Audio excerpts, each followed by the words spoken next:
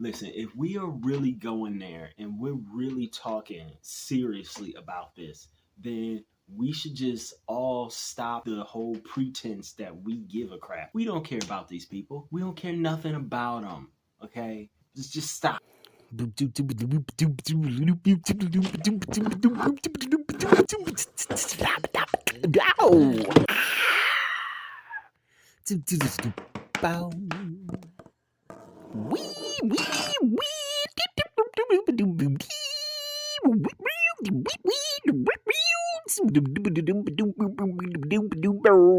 Wow.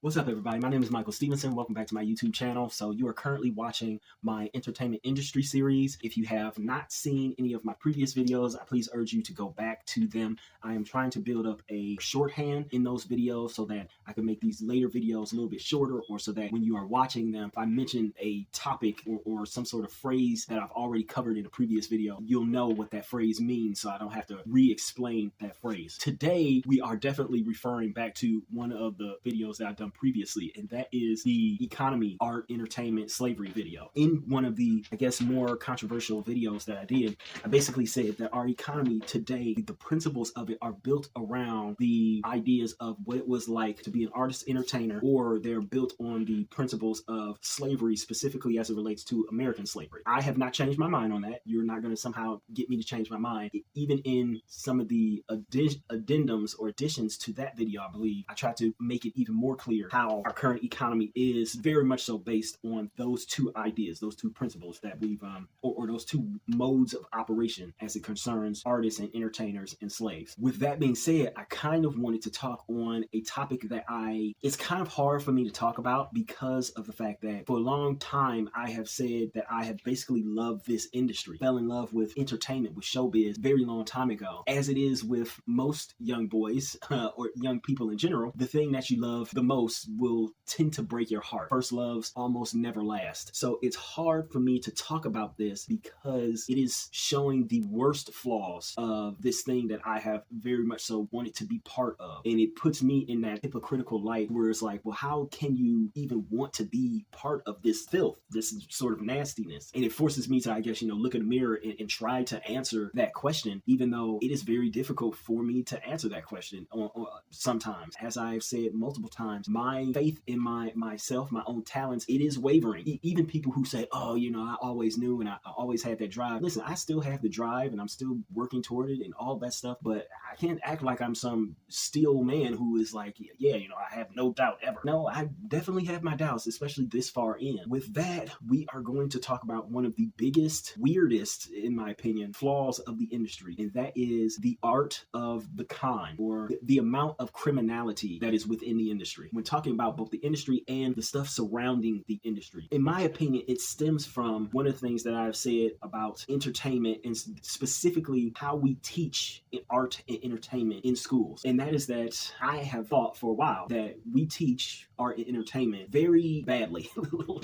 Don't get me wrong, there are a lot of things that we teach just badly or incorrectly, or just it's not really conducive for, I guess, constructive discourse later on in life, or for good use later on in life. It has no utility. That is not an indictment of the teachers or anything, because a lot of them learn the same kinds of things, and so artists and entertainers have picked this up to sort of run with it. But one of the big things that I hate us teaching is that we teach oftentimes that artists and entertainers don't do what they do for money, or rather that the way in which they go about being in this business is that they do it for the love of it. And don't get me wrong, yes, you have to really love what you do to be part of the industry, whether you're a writer, director, actor, whatever. And that's supposed to be first thing. But to say that, oh, they don't really do it for money. No, we all do it for money. We want them dollars, that guap. We definitely do it for money. But for whatever reason, there's this idea that floats around that says we not only don't do it for money, but that we almost shouldn't do it for money. And so I bring this up because it was an absolutely great, and I think I want to say that at this point in time, they deleted it because it was so long ago. I'm going to go off on a bit of a tangent here. This was when Avengers Age of Ultron was about to come out that summer. John Campea. I used to watch him and John Schnapp. I used to watch them on the movie blog, AMC movie blog, and then Collider. I used to watch them on all of them. It was interesting too because my mom, she came in and she's like, oh, who's that you watching? You know what? I never even bothered to remember his name, to remember John Campea's name, literally until after I stopped watching. But I used to watch it daily on YouTube. And they would have the movie blog and they would talk about movies and all the movie news and everything. And so I remember this vividly because it kind of ticked me off at the time. Avengers Age of Ultron, the person who was playing Ultron or who was voicing Ultron, the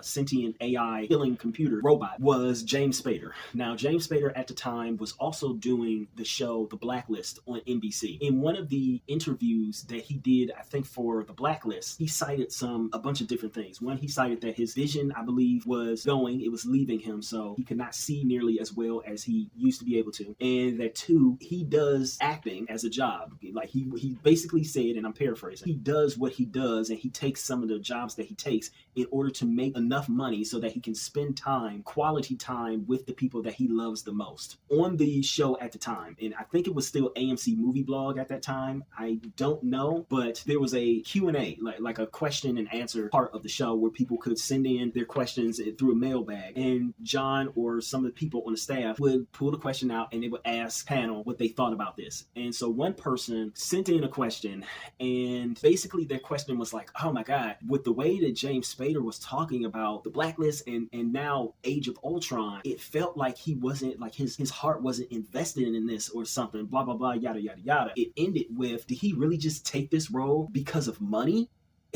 I could not begin to explain and express to you all how utterly disappointed I was that somebody had asked this. Now, mind you, one of the reasons why I actually very rarely respond to people, followers and whatnot on the internet is because I don't like to fully interact with people on the internet, mainly because I don't know how old they are, and I don't know how, and I hate to sound pretentious, but I don't know how intelligent they are either. I have been at certain times lured or baited into arguing with people who are obviously much younger, and so they don't have any real experience with anything. They think in this way which is very misinformed, let's say, and not mature enough. So I did couch this by saying, well, maybe this person who sent that question in is really young, like a teenager or something like that, so they don't know. But if it was an adult, oh God, I just couldn't believe that they said that. But at the same time, I could believe exactly that they said that. And one of the reasons is because, again, the way in which we teach why artists and entertainers do the things that they do, why they make the art that they make, why they write the books and whatever that they do, and why they put that out into the world, is because we teach it from a standpoint of, well, it's not about money at all. They don't need money. They do it just out of the kindness and love of their heart. That only can get you so far. The love of doing what it is that you do only gets you so far. The money gets you the rest of the way. Like, I hate to say that. To me, there was just this idea that someone thought it was rather disgusting that another person would do literally their job solely for money, even if their job is to be or to play a character in a film, which, that might have been their favorite character of all time from the books or what have you, whatever it is. This leads me into why there seems to be so much criminality when it concerns the art and entertainment industry as a whole. We are basically taught in school that art and entertainment, the reason why people do them is because it's a good hobby. And sometimes you might make some money, sometimes not, but it's basically just a hobby. When people are taught that something is a hobby and it's not a real job, the natural thing that humans do is that they immediately start to assign levels of importance to that particular thing. And once you assign a low level of importance to something, that automatically in your mind starts to give you permission to treat that thing as poorly as you want to anytime that you want to.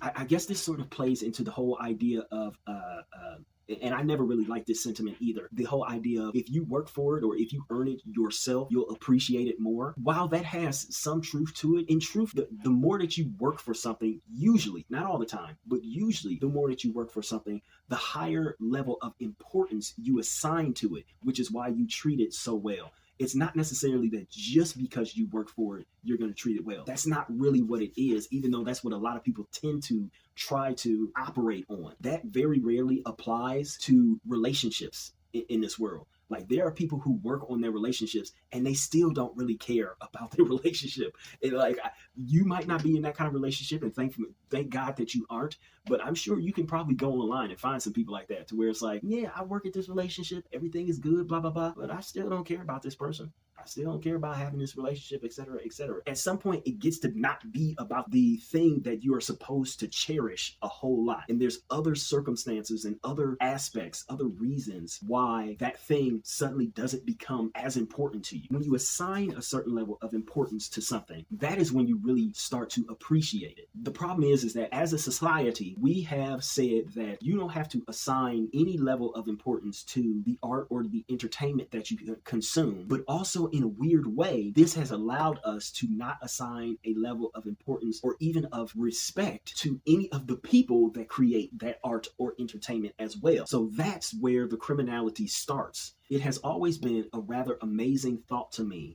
And don't get me wrong, because I am not innocent. I'm not white as the driven snow in this. I have done this myself in the past. But it has always been amazing to me how quickly and how easily even some of the most rule-following people that we have in society, how easy it is for them to break the law when it comes to copyright. How many people have downloaded or watched a bootleg version of a film or a TV show? How many people still to this day, illegally download music? Like there are even people who illegally download books to read. It amazes me how incredibly normalized that has become. In fact, it's weird too, because God, I can't remember what it was, but I just saw something online where it was like one of the streaming services, they were changing something up. I think they were increasing prices, maybe something like that. I don't really know what it was. I know it wasn't one of the streaming services that I use, so I didn't care all that much. But one of the people in the comments, as a matter of fact, not just one, but a bunch of people in the comments, they came in and they said like, listen, if you're going to do this, oh, you know what it was? I think it was Netflix and their change in policy of account sharing. And I think what it was is that somebody said like, well, you know what, if Netflix is just going to do this, then I'm just going to download their stuff illegally because I don't want to pay that money to see their stupid products. But you will go through potential risk to your computer of getting a virus or malware or what have you on your computer or your tablet or your phone. So you can download something that costs what, $10, $15, $20.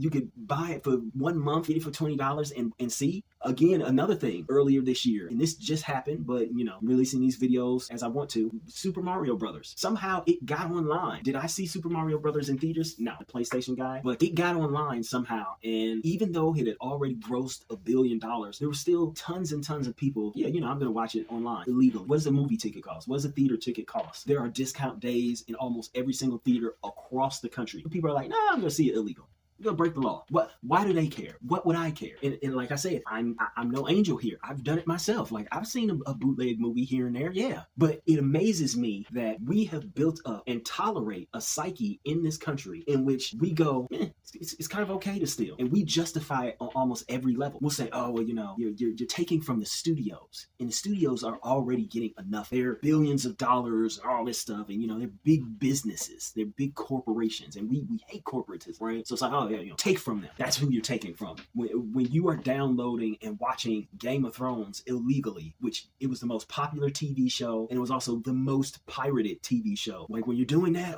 it's fine. Or we'll say, oh, those entitled rich celebrities, all those actors and things, they get all this money, millions of dollars to do what? Nothing. To play around. They barely do any work. That's not a real job. We love saying that something is not a real job because, and this goes back to both the slave thing as well as the art and entertainment thing. Somehow, some way, people have convinced us, and when I say people, I'm talking like, politicians, greedy corporatists, greedy capitalists, and, our slave overlords. They have convinced us of a few things. The whole idea of if you work hard and you keep your head down, then you'll be able to get ahead. That was a lie. It's never been a thing. Not only has it never been a thing in America, but it has literally never been a thing ever. Working hard has almost nothing to do with getting ahead. Almost nothing. nothing. If you go to school, almost nothing. Even if you get a trade, which, you know, that's the current one that everybody's preaching. Get yourself a trade. You'll never be able to be replaced. Yes, you will be able to be replaced. I don't know why people say that you won't be able to be replaced. People have this weird idea as if, oh, well, you see, AI is going to come through and it's going to replace all the writers. Ha, ha, ha. Do y'all not remember that Boston Dynamics and MIT, they've been working on robots for almost as long as people have been working on AI. Robots will come in a few years, guided by AI, and yeah, they will be able, unfortunately, to replace a plumber, a welder, somebody who pours concrete, building roads. I don't know why you guys think that, oh, if you just get one of these, like, nah, bruh, no. Very much so comes from the whole idea of slavery that if you're not working so hard that you're basically falling out, then you're not working hard enough. Okay, you can look through all, you know, slave texts and historical documents talking about slavery, talking about how hard slaves were working in the American South and really all across America, whether it was you know, black slaves or other. But yeah, they've convinced you of that, and like that has never been the thing. But we still are convinced it's not a real job because they're not working hard, or it's not a real job because they're not doing physical labor, or it's not a real job because it's not mentally challenging enough, or it's not a real job because you don't add any value to the society, I guess. But at the same time, maybe I distracted somebody enough with my art or my entertainment to, I don't know, give them a laugh or to make them think a bit differently about something that they were thinking before. We love to devalue not just other people and not just other people's jobs, but specifically people within the art and entertainment industry. So I'm not going to support their product by going out and buying a ticket or buying a CD or, you know, MP3 or watching their show or whatever. But I will go download it illegally. Well, why are you doing that? Oh, well, because I want to see it. You downloading it illegally because you want to see it. But the actors and the actresses and the writers and the directors and the producers, they're the ones who are entitled. Okay, I guess obviously this goes above and beyond the consumer, right? And I know some of you are probably like really pissed at me because I started with the consumer and you didn't know where I was going with it. This translates also into the industry. Once the consumer feels like they can treat what you do, they can treat your job as not even a real job or not a real thing, or as not adding any real value to society, then people who want to get with it, who want to be in business in the industry, they can do the same thing. This is where we start to have some of the most outrageous things out there. Everything feels like a con. The dirtiness and filthiness of the industry for years, it has been just filled with charlatans, with crooks, with criminals of all type. And this is not just talking about the artists or the entertainers. Obviously, people will point to a ton of artists within the music industry and they'll say, oh, you know, these people are criminals. You have a whole bunch of rappers who have gone to jail for various things, whether it's drugs or assault offenses. You also have country people, historically, they've also gone to jail for things. You just have like a whole cavalcade of all these different people who commit crimes that are not like white collar crimes, like, oh, insider trading or something like that. You know, shout out to Martha Stewart. Then you also have these other people who they operate on a weird different scale as well. So you have the Harvey Weinsteins of the industry, people who want to exploit other people specifically for some sort of sexual gratification. And it's like, no, this ain't what we're doing. This is not what we should be doing ever again. But then you also, weirdly enough, have these other kinds of con artists who you know that they are hardened criminals, but because say you are an actor or a director or something, or you're one of the producers on film, because they offer a certain level of financial backing, you are more inclined to sit there and take their money. There have been so many, weirdly enough, so many different con artists just within the last 20 or so years that have somehow popped into the spotlight and specifically come into the entertainment industry that it's like, it's not even funny. If I was Leo DiCaprio, I would really be watching out. Listen, I don't know if Leo is a religious person. It sounds like from the way he was raised, he's probably not, but something out there is really watching out for him, because if you look at his career, and his career is a phenomenal career, but if you look at it, he has been not involved in, but he has been very close to probably two of the biggest cons in film history. So the first one is the most recent one, 2014, The Wolf of Wall Street. For those of you who may not know, and again, it's for posterity's sake, the producers on that film, and I'm not going to go all the way into it, there's a great documentary of it that I think is named after the production company. And the production company company is like 1 dB or some like 1 dBm or something like that. It very much so is similar to the initials for IMDb, the International Movie Database, but it's something slightly off. It's like 1MD or something like that. Anyway, they were accused of, I believe, using Malaysian government money to finance the film Wolf of Wall Street, starring Leo DiCaprio, directed by Martin Scorsese, and starring Jonah Hill as well. They used government money, taxpayer money, and had some sort of a slush fund or something. It was crazy. And it's like, yo, you can't do that. That's illegal. One of the guys who was head of it, his whole shtick was trying to get tons of celebrities to come to his parties and to party with them so that he could then pitch things to them and he could basically push himself into this upper echelon of A-listers. And he succeeded. He succeeded at this, at using money that wasn't even his to use to make films and to live this lavish lifestyle that he wasn't even supposed to be living that lavish lifestyle. Then the second thing is actually the first film that he was involved in was it 2003, 2004, somewhere around there, was Catch Me If You Can. Catch Me If You Can was supposed to be the biographical version of Frank Abagnale Jr.'s life as a con man, as a con artist in, I want to say, the 60s and 70s. The story goes that Frank Abagnale Jr., in the span of like, I believe a 5 or 10 year period, I don't think it was 10 years, I think it was like 5 years, he somehow managed to get away with conning people into thinking that he was a doctor, a lawyer, and a pilot, like a professional airline pilot, all while this was before he was like the age of 25. He was a teenager doing some of these things, conning these people. And so he conned a ton of people like out of a bunch of money, and he supposedly had even almost married into a rich family. He practiced law without ever having to have gone to law school. And I think he didn't even pass the bar. It was an incredibly sensational movie starring Leonardo DiCaprio and Tom Hanks. Phenomenal acting in this movie. Christopher Walken was also in the movie, playing Frank Abagnale Sr. Somehow, some way, this man even wound up on the show, which was very popular at the time and is since come back with Anthony Anderson hosting it, To Tell the Truth. 3 people would sit in front of a celebrity panel and they would try to convince this celebrity panel that they were this person that had done these wild, amazing things, or they were known for something famous or special. And so he even was able to, and this is the real Frank Abagnale Jr., he was even able to ultimately get I think it was a consultancy job with the FBI because he had conned people so incredibly well that they then wanted to learn from him techniques criminals might use to con other people so they could catch them more easily. And as it turns out, it comes out, maybe 2 years ago, maybe even 1 year ago, that apparently that was all a lie. While he was supposed to be conning people in the Deep South, telling people that he was this doctor when he had never gone to medical school, and or telling people that he was this lawyer when he had never gone to law school, and or telling people that he was this pilot when he had never flown a plane ever in his life. During all of that time, apparently he was in jail for something. Like dude was in jail for like a check, some sort of check fraud. I don't know what it was, cashing fraudulent checks or something. I don't know. But supposedly he was in jail that whole time. Spent time in jail for like 1.5 years or 2 years. All of this while he's apparently supposed to be doing all of these cons, which the whole movie To Catch Me If You Can was based on. He conned Hollywood, and I guess the FBI as well, into believing that he was the greatest con artist of all time and that they should make a story about him because he was the greatest con artist of all time. Which, now that I think about it, somehow and in some strange, oxymoronic, and very ironic way, does still make him the greatest con artist of all time. You conned people into thinking that you were a con artist when you weren't as good of a con artist as you were, and they believed that you were a great con artist. It boggles the mind. There have been times in which people who are gangsters or who think of themselves as gangsters have tried to come into the industry and dominate the industry. I remember this is during the pandemic. Don Winslow, he's a novelist, a writer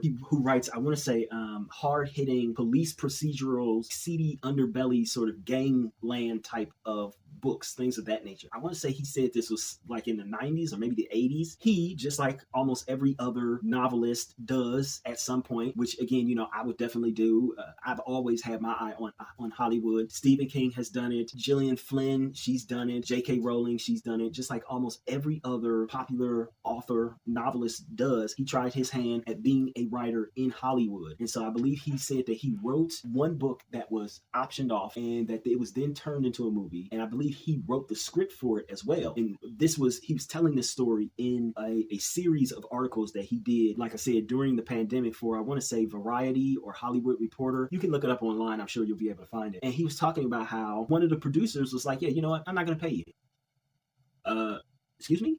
What? Yeah, I'm not gonna pay you. Dude, just say it like, why do I need to pay you? Who are you? You're just a writer. You ain't nobody. I think maybe he was like, okay, I will pay you at some point, and he gave him like $100 and expected for Don Winslow to just go away. And then he threatened him. From what I can remember of the story, he threatened Don Winslow and said, hey, listen, you don't want to mess with me because I'm a bad dude. So you should go away and be happy with what I've paid you. Luckily for Don, he had also had the background of being an investigative, a hard-hitting sort of journalist. He had previously done some research, some in-the-field research with, and I think he even wrote an article on it, with some sort of gangsters, some sort of gangland type of people who you really don't want to mess with. And so he had to go to them and ask them for a favor because he was on good terms with them, and ask them for a favor just so he could get his money from this dude. I hate to say that, oh wow, that probably is a one and done type thing, but it's not. There's all sorts of shadiness